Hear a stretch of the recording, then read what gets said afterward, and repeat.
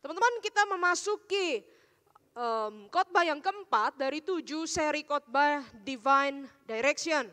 Yang hari ini akan kita bahas, melanjutkan yang lalu-lalu teman-teman. Yang lalu kita sudah bahas start following Jesus, stop dari semua kehidupan kita yang lama, stay, tetap setia di dalam tanggung jawabmu, di dalam relasi-relasimu, stay di dalam imanmu kepada Tuhan, keep faithful. Minggu lalu kita bahas itu. Dan hari ini kita akan bahas go. Apa itu go? Go itu adalah bicara soal bagaimana kita stepping out from our comfort zone to following God's will. Ya, stepping out from our comfort zone to following God's calling. Saya minta teman-teman yang ada di ruangan ini juga boleh fokus untuk mendengarkan firman Tuhan.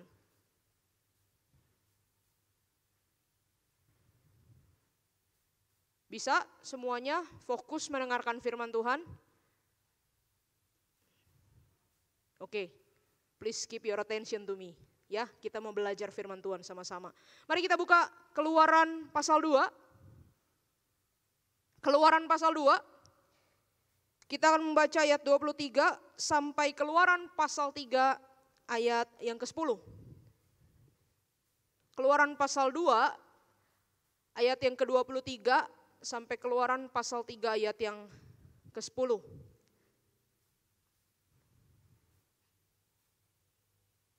Baik, kita sama-sama membaca firman Tuhan. Saya akan bacakan buat teman-teman. Tolong perhatikan kitab suci, sebab ini adalah perkataan Tuhan buat kita. Lama sesudah itu matilah Raja Mesir. Tetapi orang Israel masih mengeluh karena perbudakan. Dan mereka berseru-seru sehingga teriak mereka minta tolong karena perbudakan itu sampai kepada Allah. Allah mendengar mereka mengerang.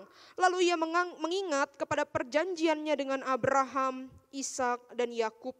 Maka Allah melihat orang Israel itu dan Allah memperhatikan, Allah mendengar mereka atau Allah mengingat mereka. Adapun Musa, ia biasa menggembalakan kambing domba Yitro mertuanya, imam di Midian. Sekali ketika ia menggiring kambing domba itu ke seberang padang gurun, sampailah ia ke gunung Allah, yakni gunung Horeb. Lalu malaikat Tuhan menampakkan diri kepadanya di dalam nyala api yang keluar dari semak duri. Lalu ia melihat dan tampaklah semak duri itu menyala tetapi tidak dimakan api. Musa berkata, baiklah aku menyimpang ke sana untuk memeriksa penglihatan yang hebat itu. Mengapakah tidak terbakar semak duri itu? Ketika dilihat Tuhan bahwa Musa menyimpang untuk memeriksanya, berserulah Allah dari tengah-tengah semak duri itu kepadanya. Musa, Musa. Dan Musa menjawab, iya Allah. Lalu Allah berfirman, janganlah datang dekat-dekat, tanggalkanlah kasutmu dari kakimu. Sebab tempat di mana engkau berdiri itu adalah tanah yang kudus. Lagi Tuhan berfirman, akulah Allah ayahmu, Allah Abraham, Allah Ishak dan Allah Yakub. Lalu Musa menutupi mukanya sebab ia takut memandang Allah. Dan Tuhan berfirman, aku telah memperhatikan dengan sungguh kesengsaraan umatku di tanah Mesir. Dan aku telah mendengar seruan mereka yang disebabkan oleh pengerah mereka. Ya, aku mengetahui penderitaan mereka. Sebab itu aku telah turun untuk melepaskan mereka dari tangan orang Mesir dan menuntun mereka keluar dari negeri itu ke suatu negeri yang baik dan luas, suatu negeri yang berlimpah-limpah susu dan madunya, ke tempat orang Kanaan, orang Het, orang Amori, orang Feris, orang Hewi dan orang Yebus. Sekarang seruan orang Israel telah sampai kepadaku, juga telah kulihat betapa kerasnya orang Mesir menindas mereka. Jadi sekarang pergilah, aku mengutus engkau kepada Firaun untuk membawa umatku orang Israel keluar dari Mesir. Teman-teman, ada sebuah jenis film ya, kalau teman-teman suka nonton film, satu jenis film yang namanya atau genrenya itu adalah road movie. Pernah dengar ini? Road movie itu adalah sebuah film yang dari awal sampai akhir itu menceritakan sebuah perjalanan. Ya, jadi ada sesuatu, misalnya satu masalah begitu yang dihadapi, atau ada satu keperluan daripada si orang-orang itu, dan masalah ini ataupun misi ini hanya bisa dipecahkan setelah mereka melakukan perjalanan gitu. Dan pada umumnya di akhir film mereka akan sampai di tempat yang mereka tuju itu, dan tujuan mereka, misi mereka itu tercapai. Dan perhatikan ini yang menarik nih dalam semua road movie, orang-orang yang di dalam film itu terlibat karakternya jadi berubah. Ya, contohnya apa? Contohnya Green Book. Teman-teman pernah nonton film Green Book? belum lama ini itu 2018 mungkin 2019. Jadi cerita seorang pemain pianis jazz, pemain piano jazz yang sangat terkenal sekali, tapi dia kulit hitam dan dia punya supirnya itu bule ya, orang kulit putih. Mereka mengendara ke Amerika Selatan dan di sana mereka menghadapi masalah-masalah rasisme yang begitu kuat gitu ya. Jadi bosnya itu orang kulit hitam, supirnya itu orang kulit putih. Tapi karena orang kulit hitam itu ditolak di negara bagian itu ya kita tahu yang Black Lives Matter itu ya waktu itu ya, beberapa waktu yang lalu sempat booming itu. Nah jadi bosnya itu teman-teman kalau nginep di hotel itu nggak bisa nginep di hotel yang umum, adanya hotel khusus orang-orang kulit hitam. Hotelnya reot sekali, tempatnya jelek sekali. Bahkan ketika dia manggung di satu concert hall begitu di sebuah hotel, lalu dia mau ke toilet di hotel itu, dia nggak boleh ke toilet. Karena apa? Karena ini toilet hanya untuk orang kulit putih. Jadi kalau toilet untuk orang kulit hitam itu adanya di pojokan dan udah nggak layak sekali. Akhirnya dia maksa, dia mau ke toilet yang dia sebenarnya nggak dengan sengaja begitu ya, dia bicara ke penyelenggara konser. Kalau gitu saya pulang dulu aja ke hotel saya, ke toilet di hotel saya. 1,5 jam perjalanan jaraknya dari sini. Dan teman-teman tahu penyelenggara konser itu bilang apa? Oh yaudah silakan, konser bisa menunggu. Yang penting kamu gak pakai toilet kita. Jadi segitu kerasnya rasisme di sana gitu ya. Nah ini bukan cerita yang utama yang saya mau sampaikan, tapi yang saya mau sampaikan adalah road movie ya. Selain itu, selain Green Book, apalagi road movie yang terkenal, yang baru-baru ini? Onward, teman-teman nonton Onward? Film kartun itu yang anak mau cari papanya, dia cuma ketemu papanya sampai kaki, lalu kemudian dia mau cari sampai atas lagi. Lalu dia kemudian melakukan satu perjalanan sampai matahari terbenam, supaya papahnya itu bisa, dia lihat begitu ya di sebuah gunung. Nah, kalau nggak tahu berarti kurang update. Nah, nanti habis ini nonton ya, streaming ya. Nah teman-teman, road movie seperti ini itu menekankan sebuah perjalanan menuju sebuah tujuan dan perubahan yang terjadi di tengah prosesnya. Evolusi yang terjadi dalam diri orang-orangnya di dalam proses itu. Di dalam film Green Book misalnya, si bos kulit hitam itu dengan supirnya jadi sahabat yang sangat dekat. Ya, di dalam film Onward misalnya, 2 pasang kakak beradik itu laki-laki yang tadinya musuhan gak deket, tiba-tiba mereka bisa rekonsiliasi di tengah perjalanan mereka itu. Nah teman-teman, kalau kita gambarkan sebenarnya hidup kita ini ada miripnya teman-teman dengan sebuah road movie. Ya, hidup kita adalah sebuah perjalanan dari kita lahir, dari titik awal sampai pada waktu nanti kita ketemu Tuhan lagi. Ya, nah teman-teman sebenarnya Tuhan punya plan, Tuhan punya misi buat kamu dan saya di dalam hidup ini. Apa yang harus kita jalani? Apa yang harus kita lakukan? Misi dari Tuhan buat kita. Nah sebenarnya teman-teman, hidup ini adalah road movie untuk menemukan panggilan Tuhan itu dan melakukannya. Jadi menemukan misi Tuhan itu buat kamu dan saya, dan bagaimana kita melakukannya. Nah di dalam prosesnya itu kamu dan saya ketemu banyak orang, kemudian kita mengalami banyak peristiwa dan di sana kita mengalami perubahan-perubahan. Nah teman-teman, apa sih sebenarnya yang manusia cari di dalam perjalanan hidup itu? Apa sebenarnya road yang kita cari di dalam road movie kita ini? Sebenarnya teman-teman, satu hal yang kita cari di dalam hidup kita sebagai semua manusia itu adalah kita punya semacam kerinduan, pencarian untuk sebuah makna, ya, a search for meaning. Kita mencari makna begitu, dan kita mencari sebuah arti daripada hidup ini. Kenapa saya ada begitu ya? Untuk apa saya ada? Kita mau mencari makna. Saya ngelakuin kayak begini setiap hari, maknanya apa? Itulah yang dirindukan setiap kita, itulah yang dirindukan kamu dan saya. Berapapun umur kita, apapun pekerjaan kita, apapun gender kita semua merindukan itu, mencari makna. Ya, dan ini salah satu road movie yang paling saya suka juga sebenarnya adalah road movie yang sangat klasik sekali, atau bukan mungkin nggak selalu movie, dia bentuknya dia story begitu ya. Judulnya Pilgrim's Progress, teman-teman boleh searching itu, bagus sekali. Itu menceritakan perjalanan seseorang yang berangkat mencari makna dari dunia ini kepada Tuhan, dari dunia ini kepada kekekalan ya. Tapi gambarannya bagus banget. Dia melewati lembah keputusasaan ya, dia melewati penjara keraguan begitu. Jadi itu fase-fase hidup orang fase-fase hidup yang dilewati oleh orang percaya. Nah teman-teman, di dalam hidup kita apa yang kita cari? Kita mencari makna, kita mencari signifikansi. Kita punya kerinduan untuk menjadi someone significance. Paling tidak kalau kita tidak butuh signifikan di dunia ini, kita nggak butuh jadi presiden, kita nggak butuh jadi counselor, kita nggak butuh jadi jadi artis, kita nggak butuh jadi terkenal, jadi populer. Paling tidak kita butuh jadi signifikan sama orang-orang terdekat kita. Kita perlu jadi signifikan buat orang tua kita. Itu sebabnya kita pingin orang tua itu lihat apa yang sudah kita kerjakan dan dia boleh appreciate itu. Kita udah belajar setengah mati, kita pingin orang tua kita appreciate. Karena apa? Karena aku pengen jadi seseorang yang signifikan buat papi, buat mami. Kita pengen menjadi orang yang signifikan buat sahabat-sahabat kita. Itu sebabnya kalau teman kita punya current news, punya satu isu, bukan isu ya, berita baru di dalam hidupnya dan kita nggak dikasih tahu, kita bisa jadi kita merasa kayak, kok gue nggak tahu sih begitu ya, atau kok gue baru tahu. Nah itu kenapa? Karena kita pengen menjadi signifikan dalam kelompok ini. Begitu juga misalnya dengan relasi-relasi terdekat kita, dengan pacar kita begitu ya, dengan pasangan kita pengen menjadi significance. Tetapi teman-teman, di dalam hati manusia, in the paling dasar ya, in the depth of our heart, sebenarnya kita pengen menjadi signifikan seperti yang Tuhan mau. Yang Tuhan udah rancang, yang Tuhan udah kasih setiap kita. Dan itu kita tanya, Tuhan sebenarnya kita hidup ini mau jadi apa? Kita ini, kenapa aku harus ada Tuhan? Sebenarnya aku ini harus ngapain?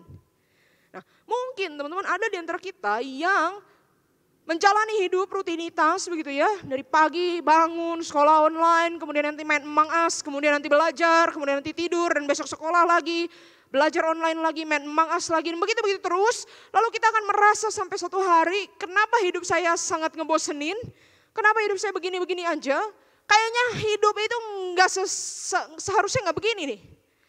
Begitu juga dengan kita yang kerja begitu ya, yang mungkin sudah menghasilkan penghasilan sendiri, kita punya gaji setiap bulan dan kita bisa earn money begitu.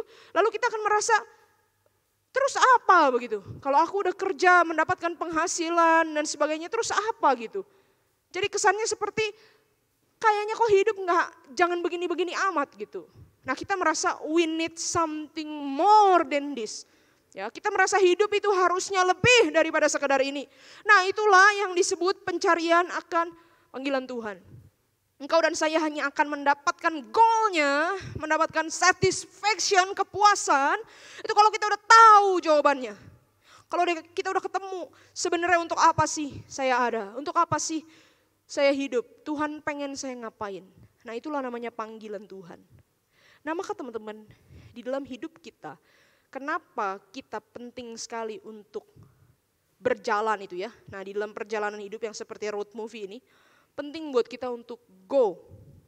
Go apa? Go following God's will, finding God's will, dan mengikutinya. Temuin panggilan Tuhan buat setiap kita dan mengikutinya. Penting sekali itu. Nah teman-teman, jalan hidup itu beda dengan jalan treadmill teman-teman. Mungkin sama-sama jalan begitu ya. Nah, tetapi kalau jalan treadmill ya itu jalan di tempat ya. Hanya begitu aja ngeluarin energi, tapi nggak ada sesuatu yang berubah dari hidup kita. Kita tetap stuck di situ. Nah, tetapi kalau jalan ikut Tuhan bukan begitu. Jalan ikut Tuhan itu lebih mirip dari titik yang sini, Tuhan mau kita ke titik yang sini. Dan dari sana kita melewati banyak titik, banyak putaran begitu ya, banyak belokan. Dan di sanalah kita berjalan menuju satu panggilan Tuhan ke satu panggilan Tuhan lainnya. Nah teman-teman, sekarang kita mau belajar dari kisah Musa.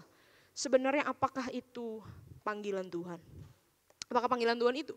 Nah, tadi kita membaca cerita Musa dipanggil Tuhan untuk memimpin bangsa Israel keluar dari Mesir.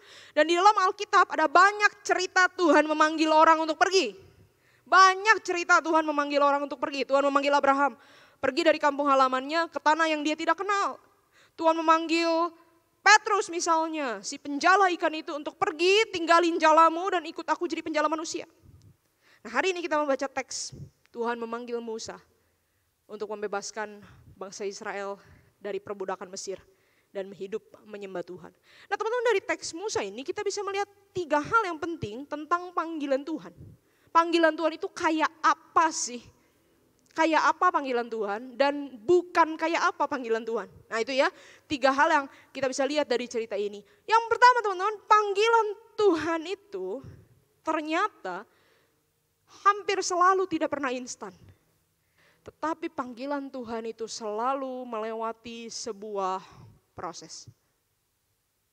Panggilan Tuhan itu tidak pernah instan, tetapi selalu melewati sebuah proses. Jadi kalau kamu dan saya mau temukan panggilan Tuhan dalam hidup kita, itu nggak bisa kayak main puter begitu ya, main-main yang biasanya kalau di aplikasi itu ada ya, yang kayak roda yang bisa diputar begitu, lalu tiba-tiba berhenti di mana begitu. Nah, panggilan Tuhan tidak instan teman-teman.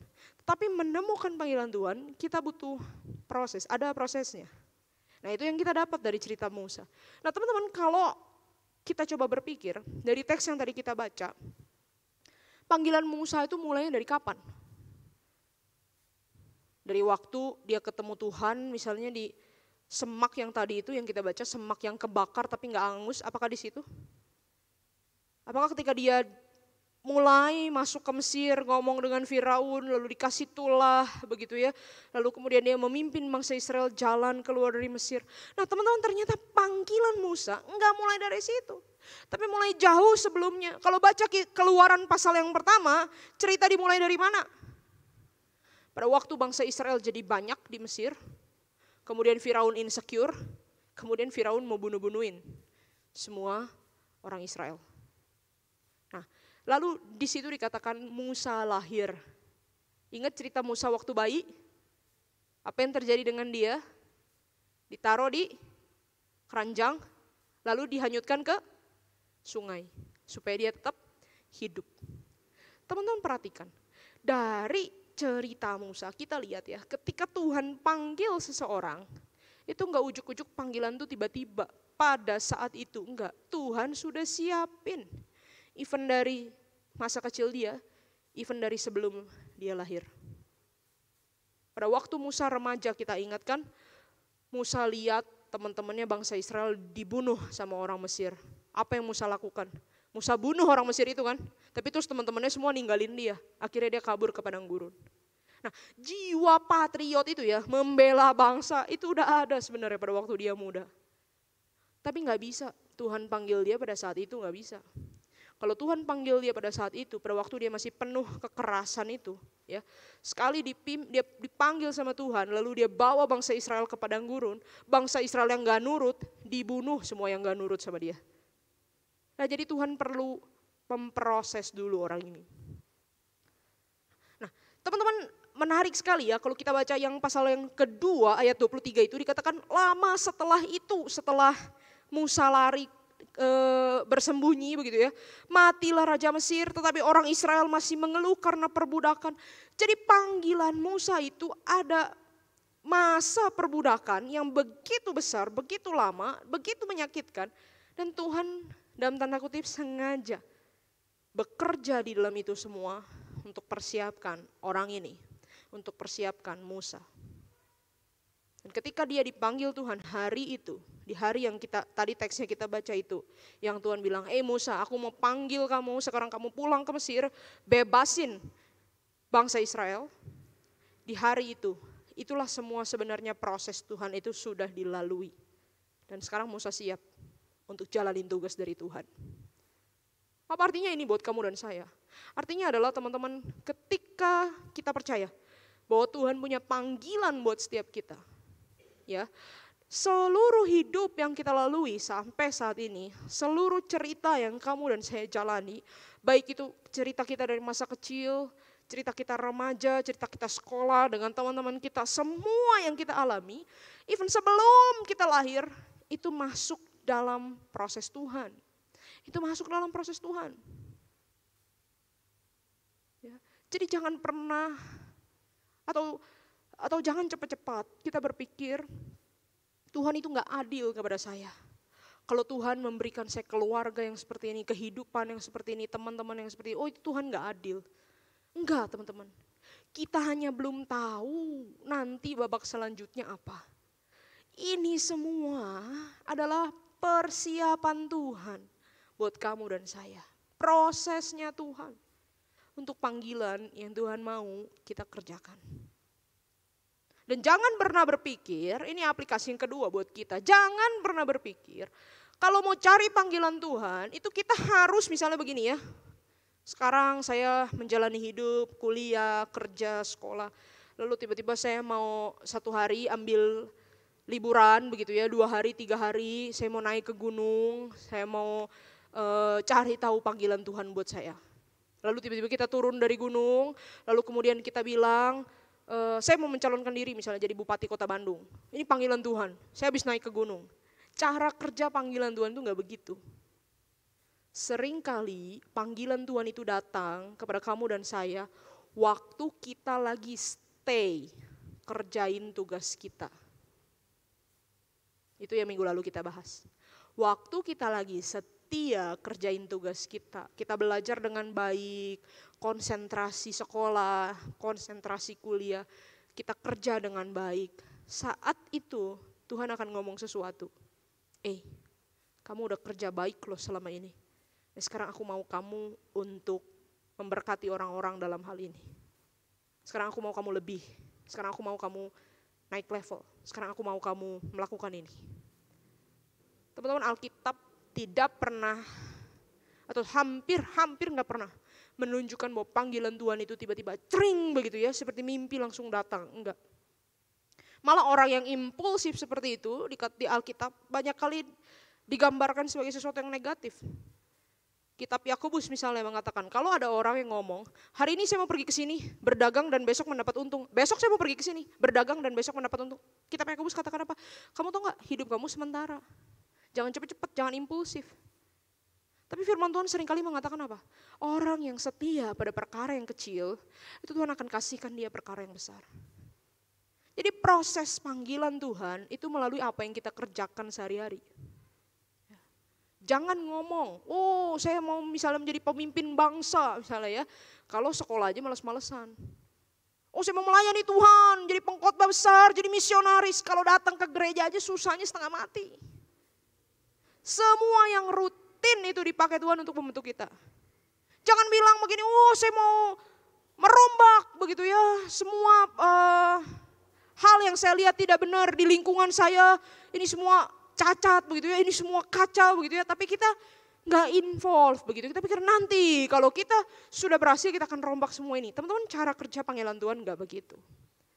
Tapi kamu dan saya perlu belajar untuk stay setia sama perkara kecil, menjalani hidup kita, menjalani tugas kita, menerima hidup kita sebagai bagian dari proses Tuhan. Perlu percaya sama proses Tuhan. Itu yang pertama. Yang kedua teman-teman, panggilan Tuhan itu seperti apa sih? Supaya saya tidak salah mengenali panggilan Tuhan ya. Panggilan Tuhan buat kamu dan saya yang kedua itu seringkali bertentangan dengan kenyamanan kita.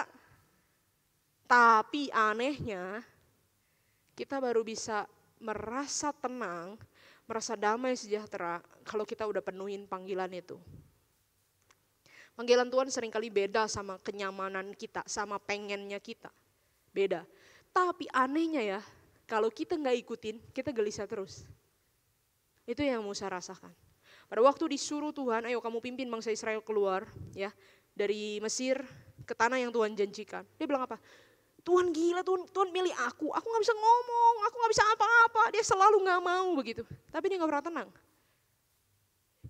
Ya kalau misalnya dia benar-benar gak mau taatin panggilan Tuhan, udah tinggal kabur aja lagi, kayak dulu. Kan emang dia orangnya suka kabur-kaburan, kabur aja lagi. Tapi dia gak bisa.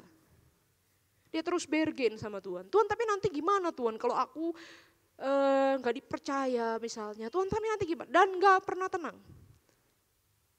Jadi panggilan Tuhan adalah sesuatu yang mungkin itu kelihatannya tuh gak banget buat gua. Tapi kalau gua gak lakuin, gua gak bisa tidur. Nah, panggilan Tuhan itu bukan harus selalu menjadi apa atau melakukan apa, enggak. Panggilan Tuhan itu bisa sesederhana ini loh. Ngomong sama teman kantormu yang salah kalau dia salah. Itu panggilan Tuhan tuh kadang-kadang bisa sederhana itu. ngomong sama Tuhan, ngomong sama sahabatmu, ya, yang misalnya kalian selama ini ada konflik begitu, lalu dia ada salah, tapi kita nggak pernah mau negur, misalnya karena kita nggak enak, ya. Panggilan Tuhan itu kadang bisa sesederhana itu, sesederhana ngomong sama dia. Panggilan Tuhan itu kadang-kadang bisa cuma sesederhana lakukan yang benar di tengah-tengah semua lingkungan yang lakukan yang tidak benar. Kadang-kadang bisa sesederhana itu. Tapi kan gak sederhana, waktu ngelakuinnya kan gak sederhana kan. Ya kita kan bingung, kita kan takut, kita kan upset begitu ya ketika melakukan itu. Gak gampang. Tapi teman-teman, kita gak akan pernah tenang sebelum kita lakukan itu. Kadang-kadang panggilan Tuhan itu cuma soal kamu mengaku dosamu di hadapan Tuhan. Dan untuk membuat sebuah pengakuan, kita tahu itu gak mudah. Baik buat kamu maupun buat saya. Tapi kadang itulah panggilan Tuhan buat kita. Teman-teman, saya mengalami hal ini gitu ya. Pernah satu kali saya marah sekali dengan seorang teman karena dia melakukan sebuah kesalahan. Kesalahannya umum begitu ya, tapi dia salah sekali dan masalahnya gak ada yang negur gitu. Nah, saya sangat marah sekali dengan orang ini karena tidak seharusnya dia melakukan kesalahan itu. Karena dia udah tahu itu salah. Nah, teman-teman, ketika orang itu tanya kepada saya, yang saya lakukan itu gimana? Jadi dia merasa yang dia lakukan itu benar gitu ya, padahal itu adalah sebuah kesalahan. Nah, saya pada waktu itu takut ngomong. Akhirnya saya bilang, ya oke-oke aja gitu. Tapi ketika saya cerita peristiwa ini ya kepada mentor rohani saya marah-marah, ini orang kok begini gini ya, dia gak mikir apa ya dia melakukan ini, pokoknya saya nyampa begitu ya. Lalu mentor saya itu bilang, kamu ngomong apa sama dia? Ya saya ngomong aja lip service gitu ya bagus aja. Ya udah, itu kamu juga sama, nggak nunjukin kalau dia salah. Wah, saya melewati waktu ya berdoa untuk berani ngomong, kamu itu salah. Dan itulah panggilan Tuhan. Panggilan Tuhan untuk menyatakan kebenaran. Ketika melakukannya gampang? Enggak. Tapi waktu belum melakukannya enggak tenang. Setelah melakukannya jadi tenang. Meskipun itu enggak gampang. Teman-teman, saya mau komunitas kita menjadi komunitas yang peka sama panggilan-panggilan Tuhan yang seperti ini. Kita jangan, saya kira kalau komunitas gereja itu mungkin tidak sengaja ya, tidak dengan sengaja melakukan yang salah begitu. Tapi seringkali komunitas gereja itu mengabaikan sesuatu yang salah, mengabaikan kebenaran, mengkompromikan kebenaran. Nah, saya mau kita belajar untuk hal ini. Ya. Yang ketiga teman-teman, panggilan Tuhan. Gimana sih panggilan Tuhan itu? Seperti apakah panggilan itu? Ya, panggilan Tuhan itu melewati sebuah proses, seringkali berbeda sama kenyamanan kita, tapi kita nggak pernah tenang kalau kita belum lakuin. Dan yang ketiga, panggilan Tuhan itu selalu bukan tentang kita, tapi tentang Tuhan. Panggilan Tuhan selalu bukan tentang kita, tapi tentang Tuhan. Panggilan Musa misalnya, itu bukan tentang Musa yang disuruh Tuhan ngelawan Firaun, bukan tentang Musa yang gak bisa ngomong, lalu Tuhan ubah jadi bisa ngomong, bukan semata-mata tentang itu. Tapi panggilan Musa itu cuma satu part kecil di dalam frame cerita Tuhan yang lebih besar. Cerita apa? Cerita Tuhan mau menebus umatnya, Tuhan mau memelihara umatnya, Tuhan mau bebasin umatnya dari Firaun. Firaun itu lambang kuasa jahat, lambang kuasa kegelapan. Tuhan mau kalahkan kuasa kegelapan. Dan Tuhan mau pakai Musa untuk membawa bangsa Israel keluar. Jadi cerita Musa itu part kecil dari cerita Tuhan yang lebih besar. Bukankah cerita Keluaran ini mirip sekali dengan cerita penebusan? Tuhan mau menebus kita, membawa kita keluar dari dosa kepada hidup kekal sama Tuhan. Dan Tuhan di dalam Yesus Kristus melakukannya. Jadi Musa itu cuma gambaran kecil dari cerita Tuhan yang lebih besar. Maka kalau engkau dan saya hari ini berkata, saya sudah melayani Tuhan, saya sudah ikut Tuhan, saya sudah lakukan bagian saya sudah kerjakan panggilan Tuhan. Teman-teman ingat ini, kita cuma part kecil di dalam story Tuhan yang lebih besar. Jangan selalu berpikir pelayanan ataupun panggilan Tuhan, kehidupan, pekerjaan itu segala-galanya tentang saya. Ya memang betul, tidak salah. Tuhan juga memproses para pelayan. Misalnya ya, saya gak berani ngomong di depan, lalu tiba-tiba karena belajar, karena diberikan kesempatan karena berlatih, kemudian jadi berani misalnya. Saya nggak berani nyanyi, tapi karena saya didorong, begitu ya, dikuatkan oleh teman-teman, akhirnya saya jadi berani melayani, jadi singer, jadi WL misalnya. Itu juga satu hal yang penting, tapi teman-teman ingat panggilan itu nggak pernah berhenti sampai di situ. Ketika Tuhan memanggil engkau dan aku misalnya di gereja ini menjadi pelayan Tuhan, itu bukan semata-mata kita melakukan apa. Oh saya main musik, oh saya jadi usher, oh saya jadi kameramen, oh saya jadi ini, jadi itu. Bukan semata-mata itu. Tapi Tuhan mau kerjakan rencana keselamatan. Tuhan mau gospel ini, Injil Tuhan ini lebih tersebar. Tuhan mau lebih banyak orang yang bisa ikut ibadah, yang bisa menyembah Tuhan, yang bisa dijangkau, yang bisa diinjili. Jadi lihatlah the bigger story.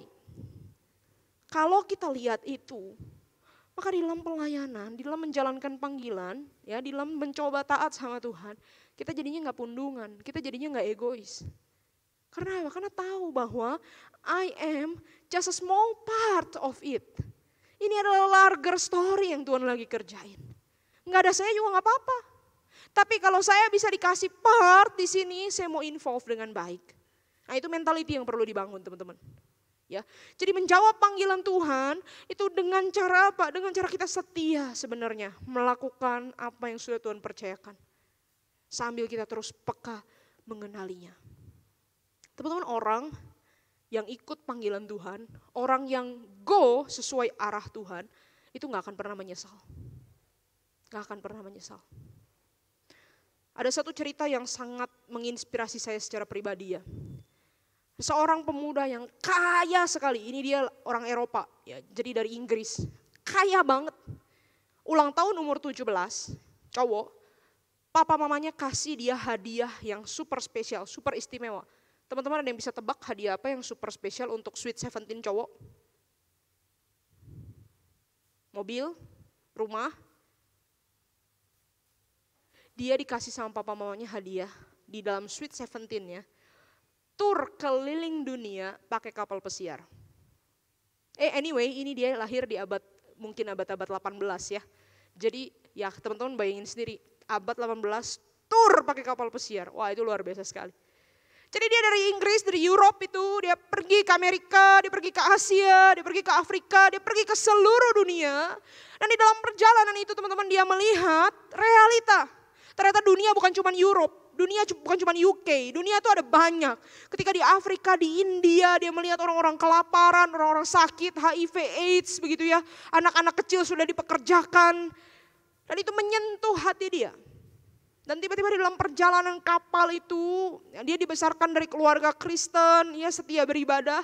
Di tengah-tengah perjalanan pesiar itu dia merasa Tuhan panggil dia. Ayo aku mau kamu menjadi pelayanku, kamu membawa berita Injil, kamu menyebarkan Injil ke seluruh dunia, jadi misionaris. Di dalam kapal pesiar itu dia merasa Tuhan panggil dia. Lalu dia tulis satu kata di dalam Alkitabnya, yang paling belakang, dalam bahasa Inggris. British ya, no reserve. Artinya apa? Reserve itu kalau di restoran artinya apa? Di save ya, dicup mejanya udah dicup, gak boleh dipakai orang ya. Berarti dia tulis di dalam Alkitab itu no reserve. Gak ada bagian dalam hidup saya yang di reserve buat saya. Semua bagian dalam hidup saya itu milik Tuhan. Semua bagian dalam hidup saya Tuhan bisa pakai. No reserve at all. Lalu orang ini kuliah teman-teman. Dia jalanin proses ya. Kuliah di Yale University. Kuliah di Yale, dia menginjili teman-temannya, bikin kelompok kecil, pelayanan mahasiswa, dan pelayanan itu jadi besar sekali. Pernah bayangin satu PMK 3.000 orang? Nah itu PMK-nya dia. Nah lalu teman-teman ketika dia udah lulus dari kuliah, dia juga orang yang pintar sekali, banyak perusahaan yang menawarkan dia kerja, dan tawarannya begitu menggiurkan, posisi begitu tinggi, uang begitu banyak. Tapi dia ingat, waktu umur 17, Tuhan panggil dia melayani misi. Lalu dia tulis lagi di belakang Alkitabnya, satu kata lagi. No retreats, artinya apa? Tidak akan berbalik mundur, tidak akan cabut lagi perkataanku. Sekali ikut Tuhan, tetap ikut Tuhan. Lalu orang ini setelah lulus dari Yale, bayangkan belum bekerja di perusahaan, apa yang dia lakukan? Pergi sekolah Alkitab. Tapi teman-teman tahu di mana sekolah Alkitabnya? Di Kairo. Sekolah Alkitab kok di Kairo ya? Karena sebelum sekolah Alkitab, dia mau sekolah bahasa dulu. Bahasa apa? Ya bahasa Arab. Karena dia mau melayani orang-orang di sana. Dia belajar bahasa sambil belajar Alkitab ya, dapat theological training begitu. Tapi teman-teman umur 25, teman-teman bayangkan ya, rata-rata orang itu kan lulus college 21, 22. Umur 25, seumur saya ini berarti orang itu mati karena malaria. Mati karena malaria. Lalu ketika dia mengalami itu teman-teman, setelah matinya itu orang tuanya datang beresin barang dia dan sebagainya. Lalu orang tuanya menemukan Alkitabnya. Alkitab yang selalu dia baca, Alkitab yang sudah menjadi lapuk itu, ada 3 kata tertulis di sana. No reserve, no retreats. Dan yang terakhir apa? No regret. Tidak ada penyesalan. Belum melayani Tuhan, belum jadi misionaris, belum jadi apa-apa. Hidupnya itu seperti road movie yang cuman go dari satu titik ke tempat yang lain. Pelayaran, kuliah di Yale, ke Kairo, belajar Alkitab dan sebagainya. Tapi dia bilang apa? No regret.